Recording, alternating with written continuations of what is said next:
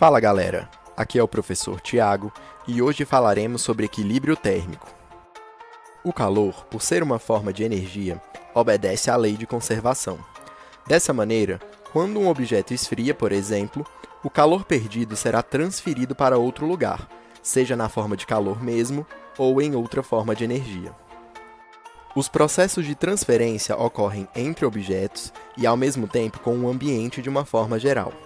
Por conta desses fatores, quando é necessário estudar a troca de calor entre objetos específicos, é necessário isolar os corpos que nos interessam.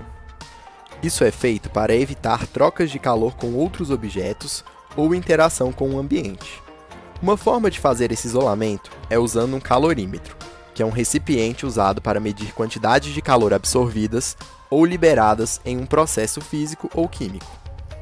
Um calorímetro ideal possui uma capacidade térmica desprezível, ou seja, não troca calor com os objetos que se encontram em seu interior. Uma garrafa térmica é um exemplo de calorímetro.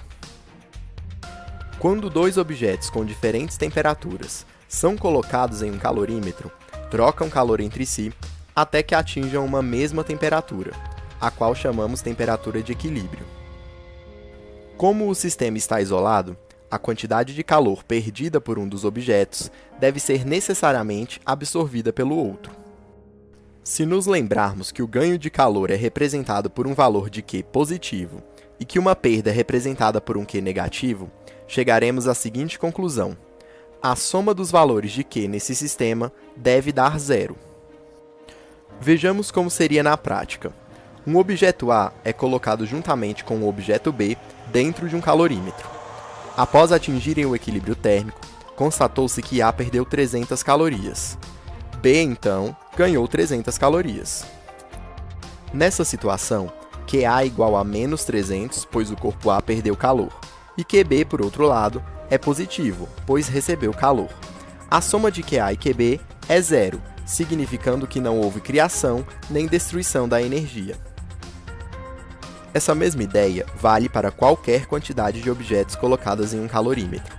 Se somarmos a quantidade de calor cedido, que é negativa, com a quantidade de calor recebido, que é positiva, o resultado sempre terá de ser zero.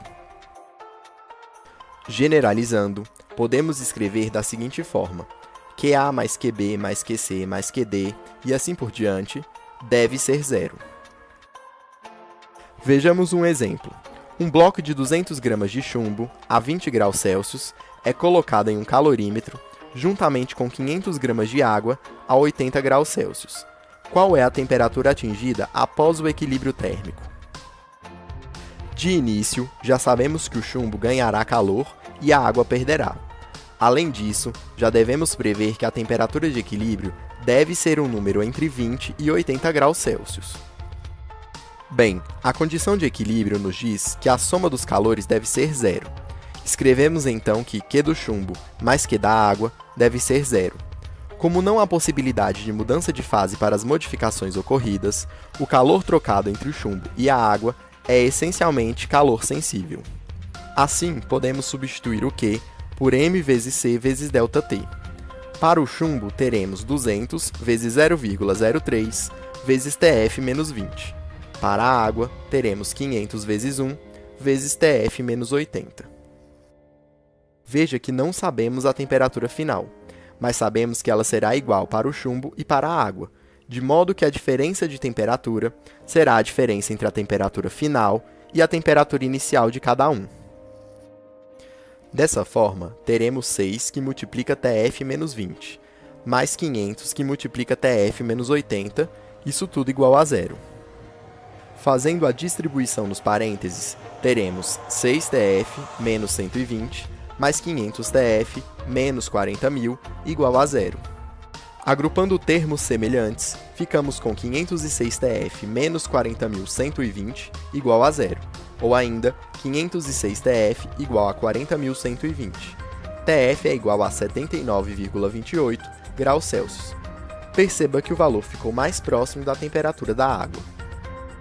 Isso ocorre porque o chumbo precisa de pouquíssimo calor para aumentar a temperatura, pois seu calor específico é muito pequeno.